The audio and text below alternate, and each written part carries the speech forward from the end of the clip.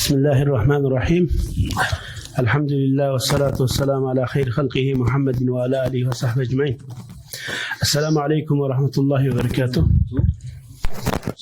أيها الإخوة والأخوات السادة الأكاديميون والباحثون والعلماء ورؤساء المنظمات وممثلو القنوات الإعلامية، أيها الحاضرون والمتابعون عبر الشاشات، أهلا ومرحبا بكم.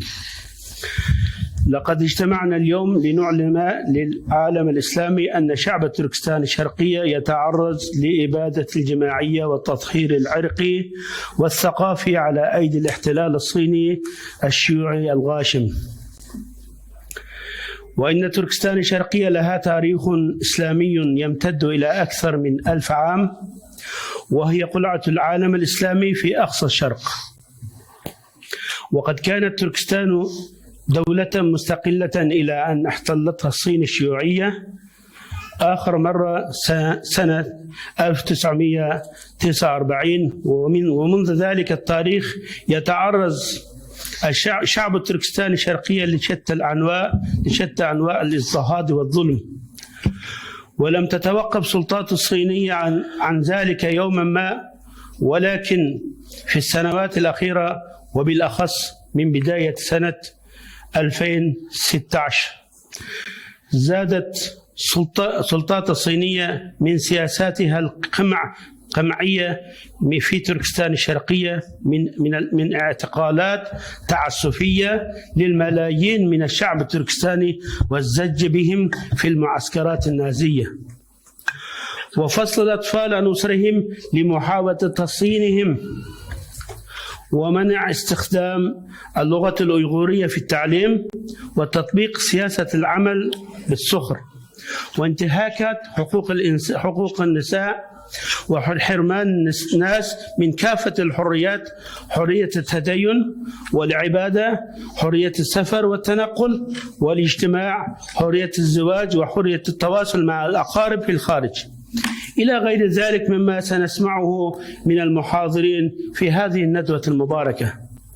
ومنذ أن انكشف للعالم ما تقوم به الصين في تركستان الشرقية من انتهاكات جسيمة، تحركت عدة دول غربية على رأسها الولايات المتحدة للحد من هذه الجرائم الإنسانية، وقامت بعدة خطوات إيجابية، منها إصدار قانون لمنع العمل القسري للأيغور، ومقاطعة المنتجات التي يتم تصنيعها في تركستان الشرقية، ومقاطعة عدة دول للأولمبيات الشتوي التي ستقام في بكين سنة 2022، وتوقيع 43 دولة في الأمم المتحدة على عريضة تطالب الصين بوقف انتهاكات حقوق الإنسان والجرائم ضد الإنسانية في تركستان الشرقية.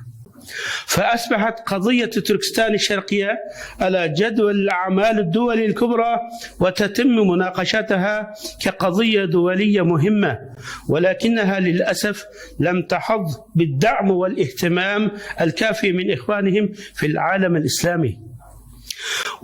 وأنا بصفتي كرئيس الاتحاد العالمي لمنظمات تركستان الشرقية، الذي يتكون من 25 منظمة تركستانية تقوم بأنشطة اجتماعية وسياسية وتعليمية وإعلامية لصالح شعب تركستان، أود أن أذكر العالم الإسلامي كشعوب ومنظمات ودول بمسؤولياته الإسلامية والإنسانية تجاه الشعب التركستاني.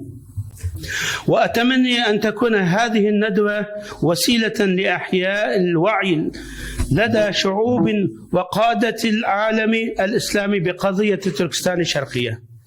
وأخيرا أشكر أكاديمية العلاقات الدولية ومركز دراسات الإسلام والشؤون العالمية لاهتمامهم بقضية تركستان الشرقية وترتيبهم هذه الندوة العالمية، كما أشكر الأكاديميين والسياسيين والصحفيين الذين شاركوا في هذه الندوة المباركة، والإخوة والأخوات الذين يتابعوننا عبر الشاشات.